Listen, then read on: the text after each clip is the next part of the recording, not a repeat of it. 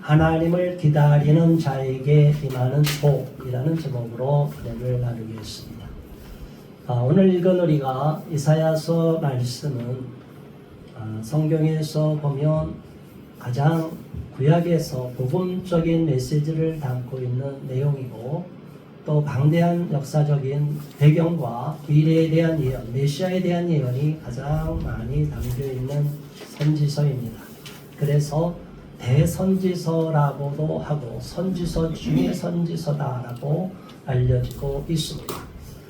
이사야라는 이름은 우리가 잘 아는 대로 여호수아, 호세야, 예수라는 뜻과 같습니다. 무슨 뜻이에요? 여호와는 구원이시다라는 뜻을 갖고 있어요. 그래서 이사야라는 이름 자체에 하나님이 이사야를 통하여 구원을 주고자 하는 메시지를 담고 있어요. 20세에 하나님께 부름을 받아서 무려 50년 동안 하나님께 사명을 감당한, 하나님의 사역을 감당한 사람이 이사야 선지자입니다. 왕으로 치면 우시야, 요담, 아하스, 히스기야 4대 왕에 걸쳐서 50년 동안 예언을 했는데, 특별히 선지자 중에는 이방으로 가라고도 하고 아수르로 가라고, 니느웨도 있고 니느웨로 가라고 하는 요나도 있고 여러 선지자가 있는데, 북쪽에도 선지자가 있었고, 이 이사야는 남쪽 유다, 그 중에 예루살렘을 중심으로 사역을 했는데, 그 예언의 말씀이 유다 땅과 예루살렘만 머물지 않고 온 나라에 대한, 전 세계에 대한 예언을 또 담고 있어요. 그러니까 하나님은 시공간을 초월하신다는 것도 메시지 자체에 담겨 있습니다. 이사야서를 후대에서는 1 이사야서, 2 이사야서, 3 이사야서로 구분하기도 하는데, 그런 구분은 좀 인문학적인 구분이고, 성경의 그 핵심을 보면 1장부터 35장까지는 심판에 대한 엄중한 하나님의 경고의 메시지와 심판의 메시지가 담겨 있어요.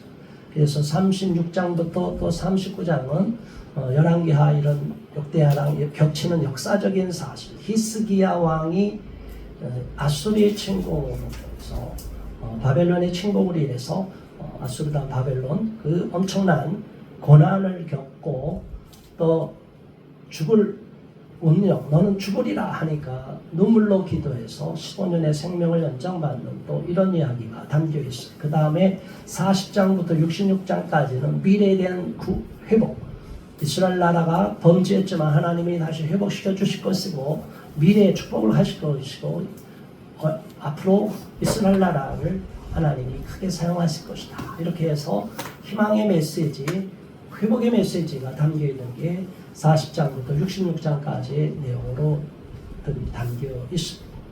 자, 이사야서는 아내가 선지자로서도 알려져 있어요. 그래서 저는 결혼 사역을 했을 때 21가지 만남과 결혼의 유형으로 봤을 때 이것은 동역자형이다. 하나님께 두 부부가 함께 부름을 받아서 똑같이 헌신한 동역자 부부형으로 나타나는 것을 봅니다. 아들을 둘을 줬는데 두 아들 이름 알려져 있죠. 스알야숲과 마할살렐 하스바스라 이런 이름이 있어요. 스알야숲이라는 뜻은 남은 자를 돌아오리라, 남은 자가 돌아오리라는 그 스알야숲, 희망과 회복의 메시지죠. 그런데 또 한편으론 이사야서 8장에 나오는 마할살렐 하스바스라는 이름에는 너무나 안타까운 비참한 이야기가 담겨 있어요. 노력이 빠르다. 그 당시에는 이제 초기에 이사야 초기에 보면 아수르 침공과 연결이 되어 있는 거니까 아수르가 속히 하나님 앞에 범죄한 이 유다 땅, 범죄한 예루살렘, 우상을 숭배하는 이 땅에 하나님의 징계의 채찍으로 엄한 침공을 당하게 하리라, 이런 메시지를 담고 있습니다. 자식의 이름을 그렇게 지라고 하셨어요, 하나님. 자, 여러분, 우리가 역사를 바라보고 이 땅을 살아갈 때 오늘은 21세기를 맞이해서 살아가고 있습니다. 지금의 이 역사적인 배경은 BC 791년도부터 우시아가 왕으로 즉위했으니 지금으로부터 치면 약 얼마겠어요? 2800년, 800년 전부터 이제 예언이 되는 이야기예요. 자, 그 시대에 하나님이 주시는 말씀, 오늘의 이 시대에 주시는 말씀, 무슨 차이가 있냐? 차이가 없어요. 그 당시의 역사 속에서 하나님은 역사 가운데도 개입하셨어요. 오늘도 마찬가지예요. 지금도 세계 역사를 통치하고 계시고 주관하고 계심을 믿습니다. 어느 사람을 세울 것인가? 이미 이사야서에서는 이스라엘 나라 북쪽도 아직 멸망당하기 전이고 나중에 그랬지만 북쪽 이스라엘이 BC 721년에 멸망하고 남쪽 유다는 BC 586년에 멸망했어요. 자, 그런데 이사야 선지자가 예언할 때 보면 아직 남쪽 유다는 멸망도 안 되었는데 이미 고레스 왕에 대한 예언이 담겨 있어요. 이미 멸망하고 포로로 끌려가서 다시 하나님이 고레스를 세우리라 해갖고 나라를 돌이키고 하나님은 역사를 주관하고 계시고 이미 미래의 역사를 다 예비하고 계시다는 거예요. 그런데 우리는 하나님이 어디서 인간이 만드는 역사야. 그래서 많은 역사학자들, 사상가들은 인간이 역사의 주인이라는 생각을 하게 돼요. 임마누엘 칸트의 계몽주의 이후로 인간이 이성이 모든 것을 지배하고 하나님을 인정하더라도 이성이 내가 허용하는 한에서 신을 인정하는 거예요. 그러니까 이성 안에서 신을 가두어버리는 거예요. 그 이전에는 모든 것이 세계가 중세의 그런 개톨릭적인 신앙 가운데에서는 모든 것이 신적으로 다 통제받고 있는 하나님의 신의 영역에서 다 해서 교황권이 강화되고 이랬는데 또 그러다 보니까 인간이 갖고 있는 약함 때문에 죄성 때문에 그런 만들어 놓은 제도 자체가 오히려 부패와 타락하다 보니까 인간들은 거기에 대한 거부감과 거기에 순응하지 않으려는 마음이 있어요. 그렇다고 해서 우리가 중세시대가 아주 바람직하니까 우리가 중세시대로 돌아가야 되겠다. 아니에요. 그런 생각은 아니에요. 오히려 중세시대는 초대교회 때 있었던 아름다운 하나님의 역사를 무너뜨려 버렸어요. 그걸 너무 제도화시켜버린 거예요. 그걸 성직제도라고 그러는데 영어로는 하이어라키라고 해요. 하이어라키로 가둬버리니까 오히려 율법을 폐해서 복음의 시대가 열렸는데 복음을 또 가두기 위해서 이 중세의 성직제도로 강화시켜버렸어요. 그러니까 인간이 스스로가 자꾸 율법을 가두려고 하니까 거기서 죄가 더 많이 발생이 된 거예요. 역사를 바라볼 때 우리가 모든 돌아가는 세상사 인류 역사를 바라보고 성경을 바라보면 통찰력을 얻게 돼요. 저는 목사이기도 하고 또 정착을 공부한 사람이기도 하고 문학가이기도 하고 여러 가지 저에게 주신 달란트가 있기 때문에 지금 또 책을 집필하는 가운데 제가 간단하게 책을 낼 수가 있어요. 제가 동성애 반대 운동과 해서 LGBT 세력화 흐름과 차별금지법의 문제만 딱 띄어서 얘기하면 벌써 책이 끝났어요. 그런데 하나님은 저한테 이것이 차별금지법이 진행이 되면 전체주의로 이행하는데 지금 전 세계가 전체주의, LGBT 성혁명 세력의 전체주의로 이행하고 있는데도 모르고 그냥 거기에 세뇌돼 가고 있다. 이걸 깨우쳐줘야 된다. 그래서 제가 전체주의에 대한 거를 계속 공부하고 또 책을 보고 보다 보니까 우리가 레이몬부터 이제 한나 아렌트의 전체주의 기원부터 그러다 보니 거기에 계속 나오는 것이 전체주의, 공산주의 쭉 나오니까 이 공산당 선언까지 제가 볼 수밖에 없어요. 아주 공산당 선언하면 대단한 것 같은데 아주 짧아요. 아무것도 아니에요. 마르크스의 자본론은 어마어마한 1500페이지지만 그거 다 볼 수도 없고 그 간단한 건데 거기에서 인간의 역사가 확 바뀌어버린 거예요. 마르크스와 엥겔스가 쓴 간단한 그 공산당 선언에 유럽의 공산주의 유령이 떠들고 있다. 그러면서 모든 것은 계급 투쟁의 역사다. 그리고 결론은 전 세계의 프롤레타리아여 협동하고 단결해라. 그러면서 거기에 여러 가지 이 자본주의를 폐해를 얘기하면서 공산주의를 이용하는. 근데 실질은 그 공산당 선언대로 이루어지지가 않아요. 마르크스가 주장하는 그 5단계 발전으로 자본주의가 무너지고 오히려 공산주의 세계가 온다? 아니에요. 자본주의가 선진화될수록 그 다음에 공산주의가 임한다고 그러는데 거꾸로 볼셰비키 혁명으로 1917년에 짜르 황제 무너뜨린 러시아 혁명은 오히려 자본주의가 아주 후진적인 봉건적인 잔재가 너무 강한 그 시대에서 갑자기 공산화가 된 거예요. 짜르 왕조의 비리 이것에 폭동을 위해서. 그리고 왕비가 그 라스푸틴이라는 아주 이상한 요술사하는 아주 여자들 호리면서 이 우리나라 주시는 이 귀신에 잡힌 이 사람한테 다 휘둘려서 나라 재정이 다 거덜나 버렸어. 그래 놓으니까 국민의 원성이 들끓어서 나라가 무너지는 거예요. 약함으로 인해서 무너지는 거예요. 오히려 자본주의가 발달한 나라, 이렇게 기독교가 강화된 나라에서는 절대로 공산화가 안 이루어진다. 자, 이런 이야기는 많은 역사자들이, 철학가들이 이야기를 해요. 제가 그런 책들을 보면서 제가 철학을 싫어했는데 부득이 또 철학을 또 보게 되고 공부하기 싫은데 공부를 또 하게 되는 이유가, 제가 아는 사람을 깨우쳐주고 다음 세대의 우리의 자녀들 세대에서 아무것도 모르는 다음 세대가 그냥 멍하게 끌려가고 세뇌당해서 이 나라가 다 무너지면 어떻게 되느냐 걱정이 되는 마음으로 제가 열심히 땀 흘리고 노력하면서 애쓰고 있어요. 자, 이제 어렵고 중요한 부분도 썼지만 아직도 써야 될 부분이 많이 있는데, 그래도 제가 급박하게 몰아가면 한 달 안으로 어느 정도 결발이 되지 않을까 싶어요. 여러분 기도해 주셔서 감사하고요.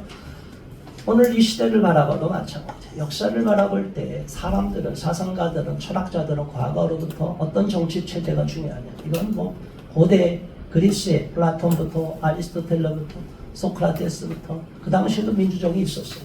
참주 정치가 있었고 막 이런 것이 공화정이랑 왔다 갔다 이렇게 하다가 가장 이상적인 것이 뭐냐, 여러 가지 막 어려움과 환란을 겪어서 나중에 이게 안 되겠다 우리가, 그래서 루소로부터는 뭐 자연 뭐 이렇게 쭉 돌아가자 해서 존 로크, 장자크 루소, 존 로크 뭐 이렇게 해서 계속 그 나오는 그 사상에서 가장 핵심적인 것은 사회계약론이에요. 소셜 컨트랙트라고 그랬는데, 인간을 이 토마스 홉스의 야만으로, 만인에 의해 만인 투쟁으로 놔두면 다 인간이 힘드니까 아예 우리가 이거를 사회계약을 맺어서 법과 제도를 만들자. 그 틀 안에서 우리가 움직이자.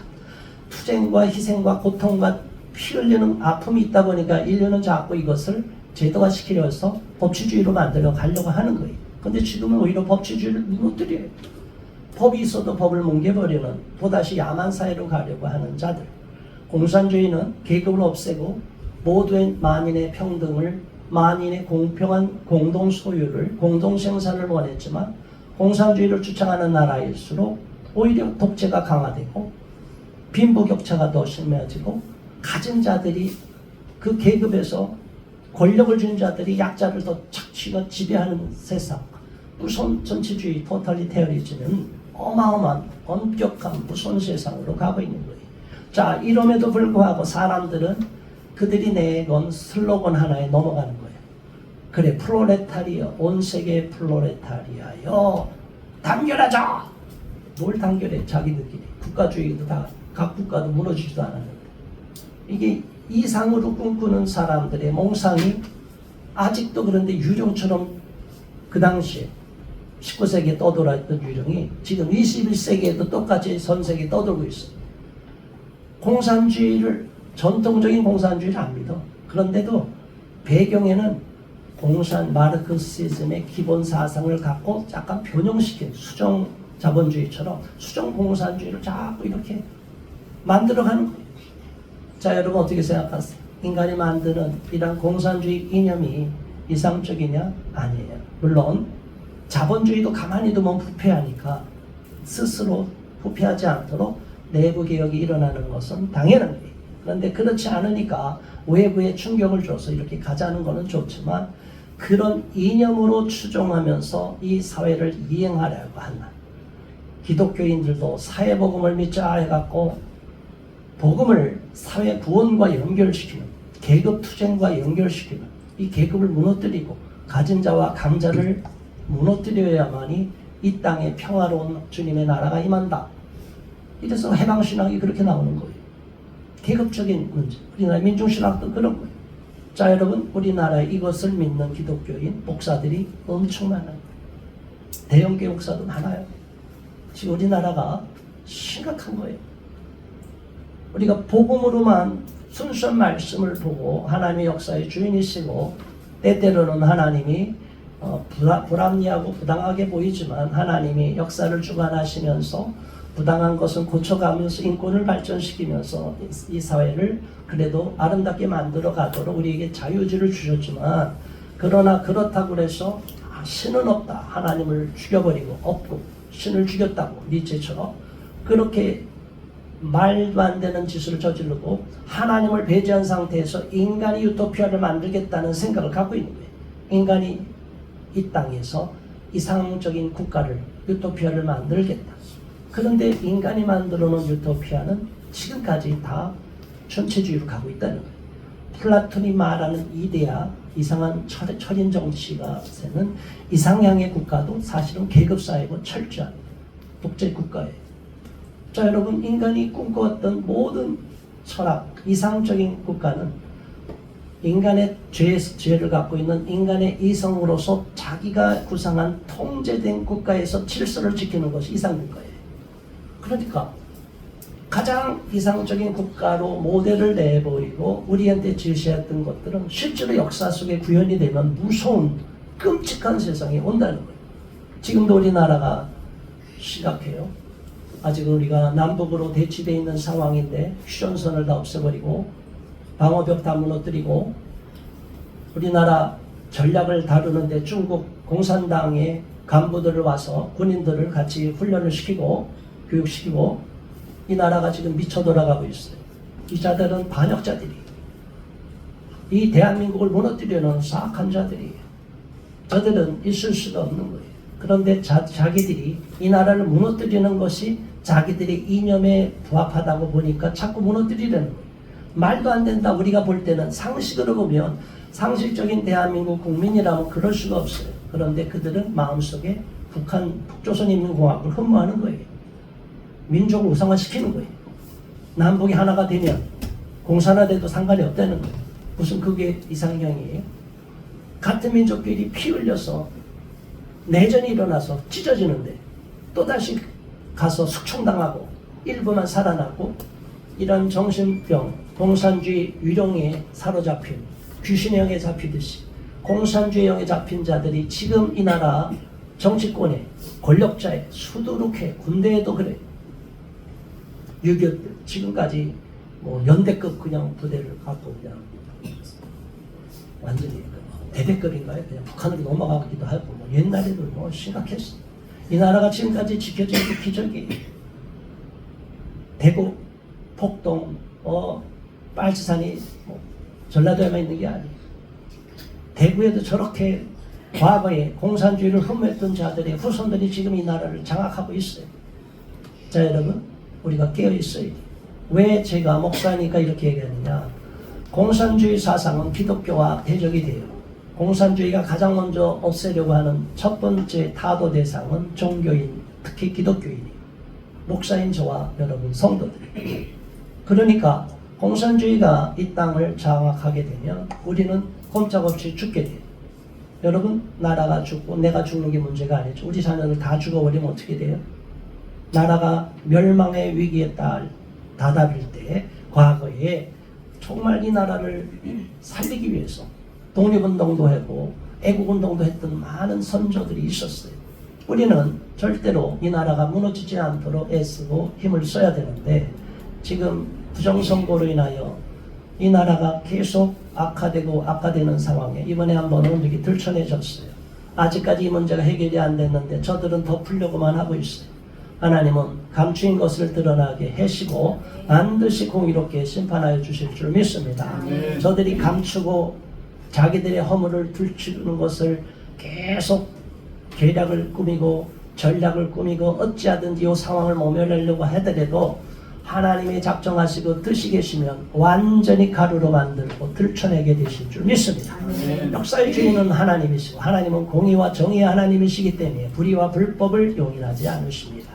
악한 자들이 일시적으로 번성하는 듯 하나 결코 하나님은 용납하지 않으심을 믿으시고 실망하지 않고 낙심하지 않는 저와 여러분 되기를 바랍니다. 이렇게 좌절과 낭만과 애통하는 마음으로 심판의 메시지를 하다가 중간에 갑자기 30장 18절로부터 하나님이 희망의 메시지를 보이는 거예요. 자, 20절에 18절의 말씀 봉독합니다. 그러나 여호와께서 기다리시나니 이는 너희에게 은혜를 베풀려 하시며 일어나시리니 이는 너희를 긍휼히 여기려 하시리라. 대저 여호와는 정의의 하나님이시라. 그들을 기다리는 자마다 복이 있다. 아멘. 여호와께서도 기다리시는 거예요. 때를 기다리시는 거예요.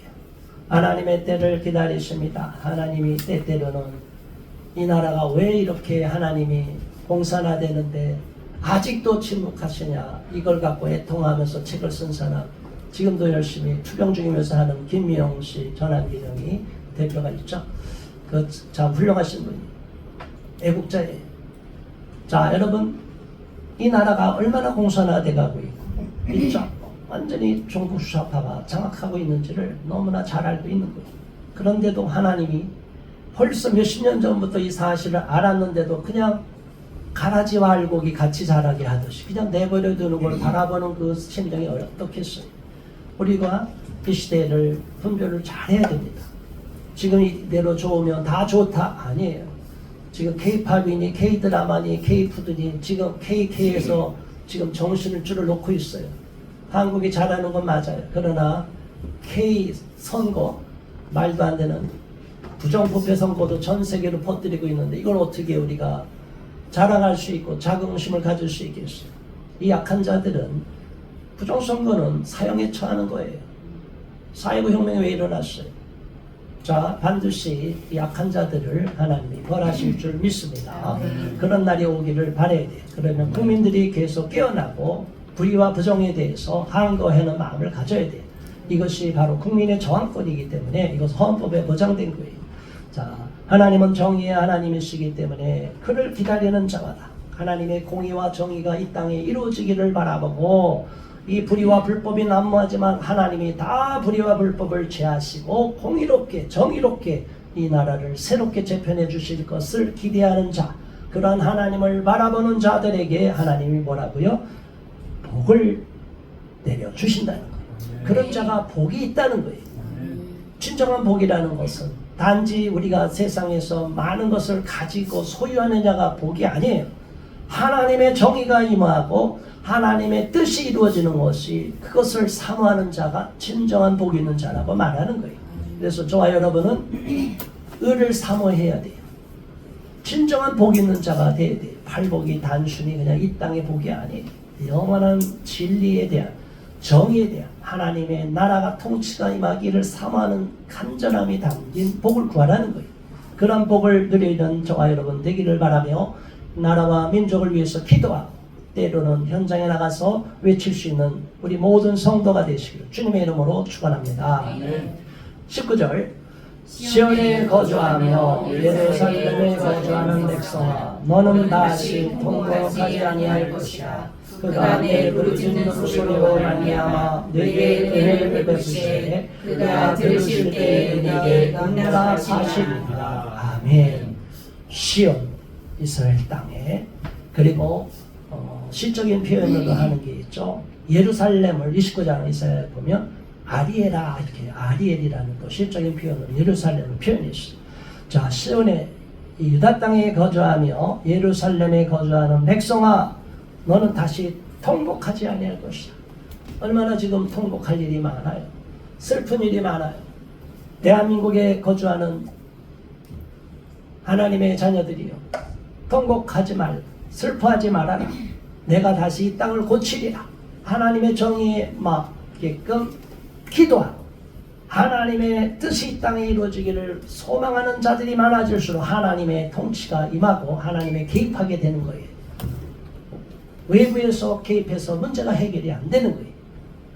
당시에 유다 땅에도 애굽을 의지하고 아수르를 의지하고 신흥 바벨론을 의지하고 막 이런 외세에 의지하고자 하는 사람들이 많았어요.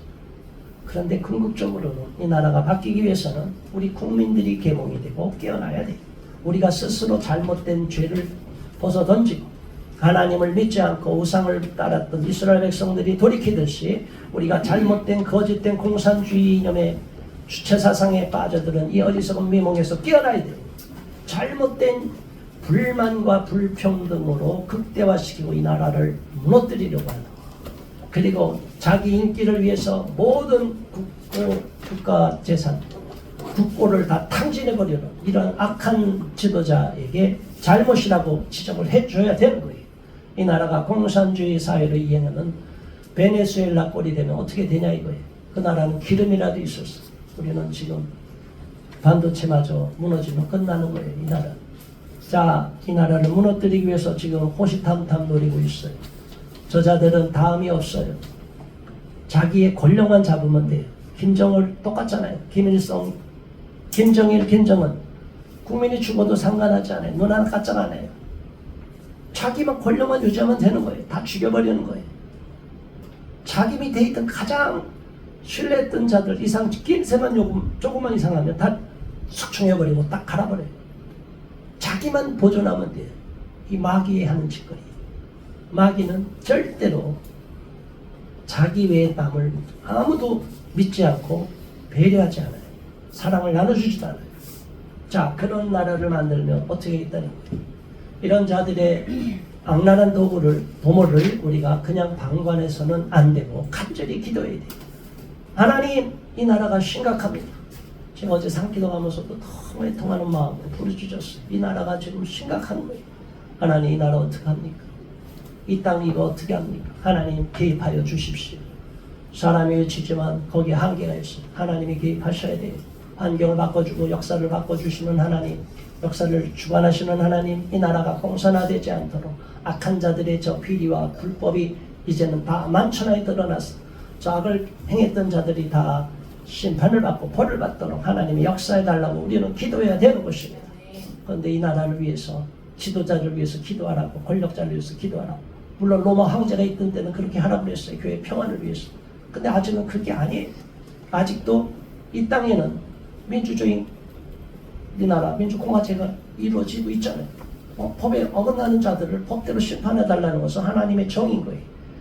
구약시대의 성경, 이 신약시대의 성경이라고 하더라도 성경의 말씀을 오늘 시대에 적용할 때 우리가 잘 적용해야 되는데 덮어놓고 무조건 불의와 불법 행하는 자들 우리 힘으로 바꿀 수도 있는데, 민주주의 국가는 투표권으로 인해서 국민 주권으로 인해서 바꿀 수 있는데 그냥 하나님 기도만 한다고 다 돼요? 우리가 정당하게 투표해야 되잖아요. 정당하게 비판해야 되잖아요.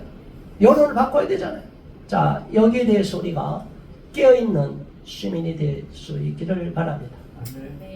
제가 설교 영상을 봐서 제 아내가 쇼츠 영상을 올리면 많은 사람이 보는데 어느 분은 댓글에 나가서 외치지도 않고 뭐하고 있냐 이렇게 저한테도 비난하는 사람이 있어요. 제가 단핵 전국 때는 얼마나 열심히 나가서 하루도 빠지지 않고 나가서 외쳤던 사람이 하루에 몇 번씩 기자회견을 하고, 그러나 이번에는 제가 글을 쓰는 집필하는 과정이 있기 때문에 갈 수도 없고, 또 젊은 사람들이 2030이 주축이 돼서 움직이는 거를 너무 많은 어른들이 가는 건 또 안 좋을 수도 있기 때문에, 또 한번 올인하면 끝까지 가야 되기 때문에 제가 그 많은 시간을 투자할 수 없었어요.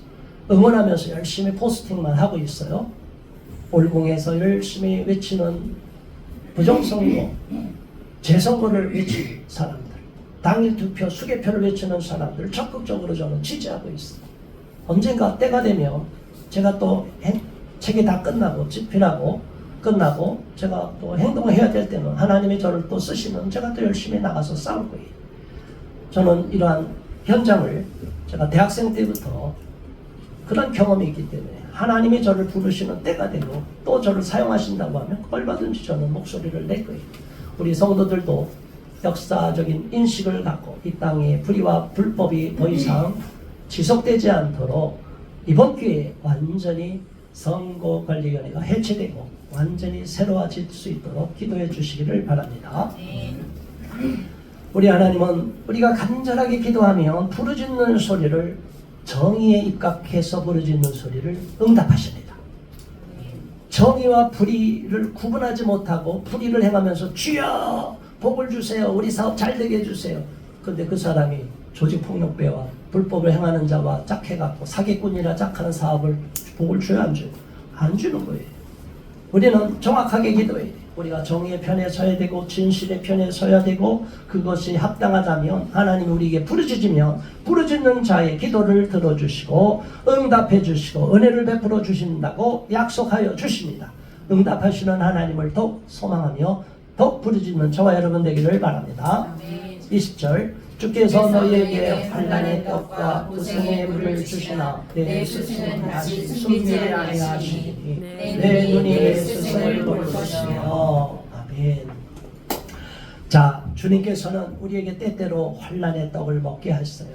얼마나 고통이에요. 환난과 재난, 얼마나 고통과 처절함이 있겠어요.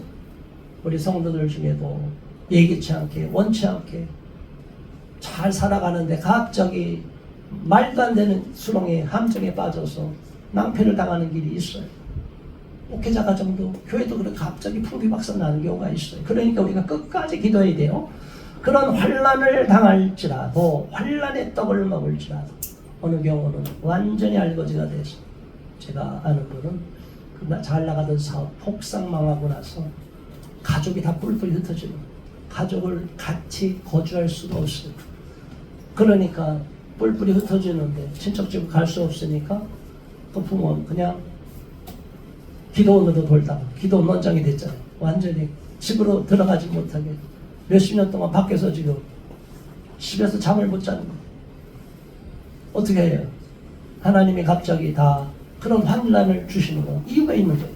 때때로 우리에게 환난의 떡을 먹게 하는 이유가 있는 거예요. 하나님의 사명자는 때때로 환난이 오는 거예요. 그 환난을 두려워하거나 원망하지 마시는 저와 여러분 되기를 바랍니다.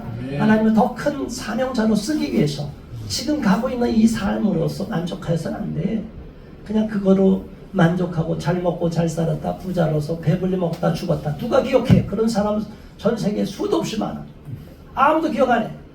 그런데 고난을 당하고 그냥 슬프고 완전히 수렁에 빠져갖고 갑자기 그냥 큰일을 하고 많은 사람에게 유익을 주는 했다. 그러면 사람들이 와 박수를 쳐요. 왜? 영화를 보면 밋밋해갖고 행복하고 웃고 끝나는 영화면 그거 뭐하러 봐요? 안 봐요 사람들. 영화를 왜 봐요? 카타르시스가 되기 위해서. 주인공이 갑자기 어려웠다가 팍 빠졌다가 배신당했다가 와 이랬다가 와 이렇게 살아나면 와 이렇게 박수 치는 거 아니에요? 우리가 그거 보려고 영화하는 거 아니에요? 하나님이 저 여러분을 그렇게 많은 사람 앞에 감동을 주게 하려고 고난을 주신 거예요. 환난을 너무 슬퍼하지 마시기 바랍니다. 슬퍼하고 환난을 당할수록 리더의 자질을 갖추는 거예요. 아직 리더가 됐을 때 환난을 겪지 못한 사람은 풍비박산 나게 만드는 거예요. 자, 여러분, 환난의 떡을 먹고 고생의 물을 때때로 주시지만 우리 하나님은 내 스승은 다시 숨기지 아니하시리니 내 눈이 내 스승을 볼 것이요. 하나님께서 스승으로서 선지자를 보내셨는데 사람들이 그 말을 안 들어. 그러니까 곤란과 환난을 당해보면 그때서야 비로소 우리 선지자 말이 맞지, 우리 선생님 말이 맞았지, 맞아, 하나님이 선지자를 통하여 주신 말씀이 맞았지, 목사님을 통해 준 말이 맞았지. 주의 종을 거역하고 주의 종으로부터 상처를 받았다고 위로를 받으시기 바라고 용서하시고, 모든 목사가 다 그렇지 않은데 그렇게 나 교회를 떠날 거야, 하나님 없어, 그런 바보 같은 소리 하지 마세요. 그 미련하고 어리석은 자예요. 왜 마귀에 넘어가요? 사람은 인간이기 때문에 목사도 사람이라 실수할 수 있지만 절대 그렇지 않아요. 하나님은 다 보고 계셔요. 억울한 일도 다 알고 계셔요. 감찰하시는 하나님이 다 억울하고 눈물 흘리는 거 하나님이 보시고 하늘이 무심한 것 같지만 절대로 하늘은 무심하지 않아요. 하나님은 공의롭게 보고 계시니까 하나님을 끝까지 믿고 따르는 저와 여러분 되길 바랍니다. 21절 이어서 너희가 오른쪽으로 치우치든지 왼쪽으로 치우치든지 내 뒤에서 말소리가 내 귀에 들려 이르기를 이것이 바른 길이니 너희는 이리로 가라 할 것이며. 자, 하나님이 우리가 길을 모르고 왕장할 때 구약시대는 선지자를 보냈다는 거예요. 그래서 뒤에서 그 길로 가지 마라, 우리로 가면 안 돼, 외로 가, 글로도 안 돼, 이 길은 너희가 갈 길은 이 길이니 앞으로 곧장 가, 이렇게 하는 것이 선지자를 통하여 깨우쳐 준다는 거예요. 그런데 이 선지자의 말을 허투루 여기고 선지자가 하는 말을 귀찮게 여기고 시끄러, 내가 가고 싶은 대로 할 거야, 이러면 망하는 길로 간다는 거예요. 우리 어린아이들도 부모 말 안 듣고 내 마음대로 하고 싶죠? 망하는 거예요. 마귀가 망하게 하는 거예요. 엄마 아빠 말을 잘 안 듣고 저항하고 불평을 하고 엄마 아빠한테 소리 지르는 거는 누가 시키냐? 마귀가. 그래. 청소년들 요즘 부모 거역하라 신고하라고 막 하잖아요. 누가 시키는 거예요? 마귀가. 가정을 깨뜨리려. 마귀한테 넘어가면 돼야 안 돼요? 그런 마음이 생겨도 아니야. 사탄아 물러가라 하고 우리 학생들 어린이들 절대로 엄마 아빠 불만 있어도 하나님께 기도하고 엄마가 하는 말이 아빠가 하는 말이 지금은 내 마음에 안 들지만 내가 모르는 뭐가 있을 거야. 이렇게 하나님께 기도하는 어린이들 우리 학생들 되기를 바랍니다. 네. 그래야 하나님의 복을 받는 거예요. 바른 길이라고 알려주는데도 듣기를 거부하고 싫다고 할 때 거기서 문제가 돼요. 지금 가난한 성도가 너무나 많아요. 가난한 성도가 뭐예요? 교회 안 나가 성도예요. 교회 가니까 헌금을 강요해, 뭐를 강요해. 자 여러분, 그거를 주장하는 목사들도 있어요. 신학생들도 있어요. 헌금 제도를 누가 만들었어요? 하나님이. 성경을 지 마음대로 뜯어 고쳐요? 그러니까 헌금하지 말라고 그래요? 헌금은 왜 필요해요? 구약시대는 레위인들을 하나님 일에 전무하도록 레위인을 삼고 제사장들을 하나님 일에 전무하도록 그들을 레위인들에게 땅도 따로 분배했습니다. 우리 12지파가 땅을 다 나눠서 같이 레위지파 몫으로 나눠주라고 했어요. 그런데 어떻게 하라는 거예요? 이중직 제도로 해서 목회자들도 사도 바울처럼 텐트 메이커. 그렇죠. 사도 바울이 텐트 메이커 할 필요가 있으니까 사도 바울은 훌륭한 선교사로서 했어요. 근데 모든 사역자가 사도 바울 같이 돼야 된다는 바보 같은 소리를 하고 있어요. 이 무식한 거예요. 무식하니까 용감하고 헛소리 하는 거예요. 그런 사람들이 목사고 신학 교수라니 그런 자들의 영혼은 사탄의 영이 잡혀 있는 거예요. 마귀의 영이 잡혀 있는 거예요. 자기가 하나님의 말씀을 변개시키는 거예요. 예수님이 말씀했잖아요. 둘의 돈을 가이사 것은 가이사에게 그리고 이 성전세를 내냐 안 내냐 했을 때 하나님의 것은 하나님의 것으로 드리고 가이사에게 바칠 세금은 바치라. 이것도 패하지 말고 저것도 하라는 거예요. 11조도 하라는 거예요. 근데 왜 하지 말라고 그래요? 누가 하지 말라고 그래요? 11조를 하냐 못하느냐가 신앙의 기준점이에요. 신앙의 11조도 아까워하는 사람 아직 신앙이 하나님 앞에 헌신이 안 돼 있는 거예요. 이건 성경 말씀이에요. 여러분이 이 말씀에 부딪히면 기도하세요. 기본이에요, 기본. 그러니까 기본이니까 제가 강조를 안 하는 거예요. 이건 기본의 신앙이에요. 그래서 우리가 하나님 앞에 온전히 믿음으로 인정을 받고 축복을 받기 원하면 기본 중에 기본을 해요. 우리가 11조를 먼저 드리고 10의 불을 써도 부자 되게 만들어요. 그런데 11조를 안 하고 다 내 것을 써도 가난해질 수 있어요. 낭비와 이 재정을 관리를 못하면 안 되는 거예요. 경제적인 행복이 뭐라고 그랬어요? 욕망을 뭐로 나눈 거라 했어요? 소비로 나눈 거예요. 소비에 욕망이 있는데 욕망을 극대화시키면 경제적인 행복 지수가 낮아져요. 욕망을 소비를 욕망으로 나누는 거예요. 그러니까 욕망을 욕망분의 소비가 경제적인 행복이에요. 경제적인 학자가 얘기한 거예요. 그러니까 욕망을 극대화시키면 아무리 돈이 많이 벌어도 가지고 있는 경제적인 행복감이 떨어져요. 지금 많은 사람이 그런 불만을 느껴요. 근데 돈은 들어오는 월급 돈은 똑같은데 욕망을 절제하고 줄이면 경제적인 행복감이 높아진다는 거예요. 근데 사람들은 욕망도 키우고 소비도 극대화시키려고 하니까 점점 돈이 많아도 불평이 커지는 거예요. 행복감이 떨어지는 거예요. 그래서 성경이 자족하라고 했잖아요. 절제하라고 했잖아요. 하나님이 세상의 즐거움, 쾌락을 추구하지 말라고 했잖아요. 그게 불행한 게 아니에요. 우리 행복감을 위해서 그러는 거예요. 하나님이. 이게 뒤늦게 경제학자가, 철학자가, 정치학자가 다 분석하고 알려주는 건데 우리는 이제 뒤늦게 깨닫는 거예요. 성경에 이미 그런 진리가 다 담겨 있어요. 22절 말씀.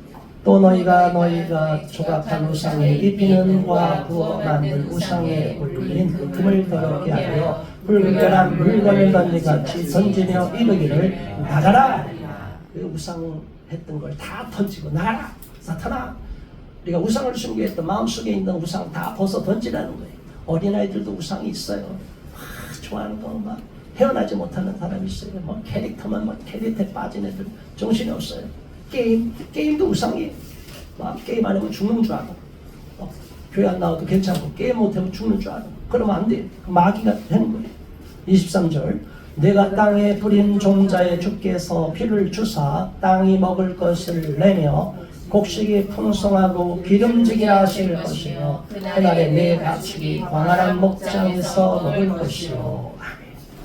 심판이 임하고 이 땅에 고난과 환난의 떡을 먹고 고난 슬픔의 눈물을 먹고 이런 고난의 시기가 지나다가 이제 하나님이 회복을 시켜주면 놀라운 복을 주신다는 거예요. 땅에 뿌린 농사를 짓는 사람은 엄청난 소출이 있게 하고 사업을 하는 사람 번성하게 하실 것이고, 우리가 어떤 일을 하든지 하나님이 복을 주시면, 주체할 수 없는 복을 주시면 우리가 30배, 60배, 100배의 결실을 거두게 된다는 거예요. 이삭도 그 다음에 100배의 소출을 거두잖아요.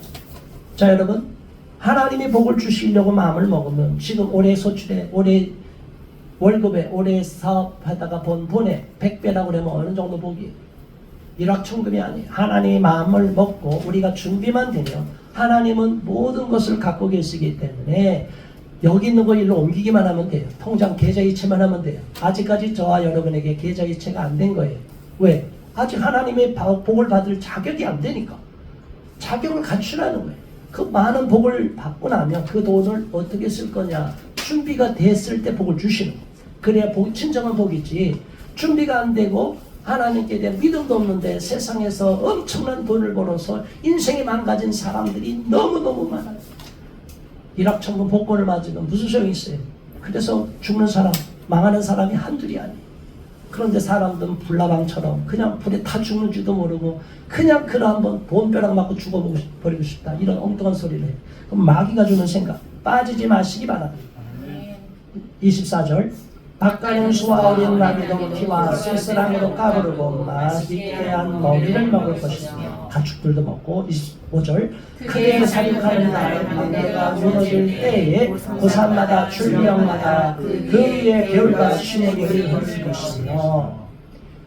살기의 날, 전쟁의 날, 그 엄청난 다 죽는 날에도 하나님께서는 하나님의 택한 자들마다 그 위에 겨울과 시내물이 흐르게 하고 풍성하게 생명을 유지해주고 지켜주신다는 거예요. 복을 주신다는 거예요. 세상 역사가 어떻게 변하든지 간에 하나님을 믿는 자들, 이 나라와 민족을 위해서, 국가를 위해서, 교회를 위해서, 다음 세대를 위해서 기도하는 자들이 많은 그런 나라는 망하지 않게 하신다는 거예요. 회복시켜 주신다는 거예요. 지금 잠시 하나님이 잘못해서 징계 채찍을 주지만, 환난의 떡을 먹게 하지만 회복을 시켜 주신다는 거예요. 마지막으로 26절, 여호와께서 자기 백성의 상처를 싸매시며 그들의 맞은 자리를 고치시는 날에는 달빛에서 넷빛 가겠고 일곱 배가 되어 일곱 나라의 빛과 같으리라. 하늘이 노랗고 캄캄함이 느껴지는 환난의 날에, 그러나 그날이 벗어나게 했을 때 백성의 상처를 다 싸매시고 슬픔을 제하게 하시고 억울한 일을 다 그 아픔에 쓴 흔적은 몸에 남아있지만 치유되고 회복이 될 때는 하나님이 놀라운 자리를, 맞은 자리를 고치시는 날에는 달빛은 햇빛같이 환하게 빛날 것이고 태양빛은 7배가 되어서 7배의 날과 같이 환하게 빛나요. 저와 여러분이 최소한 여기 약속이면 몇 배를 복을 주신다고요? 지금보다 7배의 복을 주신다는 거예요. 믿습니까? 아멘. 현재 갖고 있는 여러분 바라는 소망의 7배를 곱해보세요. 돈의 7배, 뭐 생명의 7배, 모든 걸 다 구해보세요. 하나님이 회복을 시켜주기만 하면 우리가 상상할 수 없는 복을 주시는 거예요. 여러분의 삶에 이런 은혜를 받았다고 간증하는 자들이 많이 나타날 수 있기를 주님의 이름으로 축원합니다. 은혜로운 교회 성도는 정말로 바람직하게 하나님의 말씀대로 순종하며 살다가 하나님이 누리시는, 주시는 복을 누리는, 놀라운 복을 누리는 주인공들이 되시기를 주님의 이름으로 축원합니다. 오늘 말씀을 기억하면서 공의와 정의를 바로 세우시고 또 환난과 고통 가운데도 회복을 시켜서 놀라운 회복을 주시는 하나님을 바라보고 더욱더 하나님께 가까이 나갈 수 있는 믿음을 갖게 해달라고 이 시간 합심하여 기도하겠습니다. 주여, 할렐루야. 하나님 아버지 고맙습니다. 감사합니다. 역사의 주인이 되신 하나님, 만왕의 왕이 되신 하나님, 인류 역사를 주관하시고 대한민국의 역사도 주관하시는 하나님이시죠. 하나님은 공의와 정의를 바로 세우기를 바라고 계십니다. 인류의 역사가 하나님을 대적하는 자들이 번성하며 준동하는 것 같지만 하나님은 결코 정확한 자들을 내버려두지 않으시고 가루로 만들어 흩어버릴 줄 믿습니다. 하나님의 역사를 주관하시고 통치하고 계시기에 불의와 불법을 행하는 자들의 악행이 다 들춰나게 하시고 이 땅의 부정선거가 다 들춰지게 하시고 거기에 가난한 자들이 다 벌을 받게 하여 주시고 하나님 이 땅을 새롭게 갱신하여 주실 줄 믿습니다.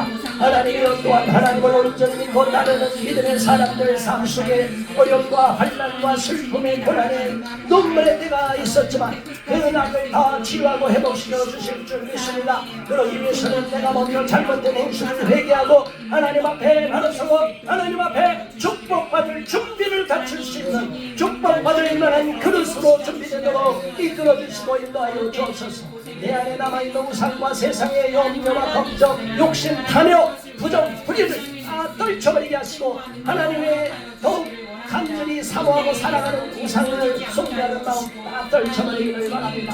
하나님이여 우리가 하나님 앞에 더 헌신하고 충성할 때 놀라운 회복의 역사를 이루어주실 줄 믿습니다. 이 나라에도 회복의 역사를 이루어주실 줄 믿습니다. 하나님 한국교회도 새로운 역사를 이루어주실 줄 믿습니다. 하나님을 믿는 믿음의 사람들 크리스천들의 삶 속에도 완전히 새로운 갱신의 역사, 회복의 역사, 축복의 역사가 임하게 하여 주실 줄 믿습니다. 그 하나님 믿고 끝까지 달려가는 주님의 참된 자녀가 되도록 이끌어주시고 인도하여 주시옵소서. 예수 그리스도 이름으로 간절히 기도드리옵나이다.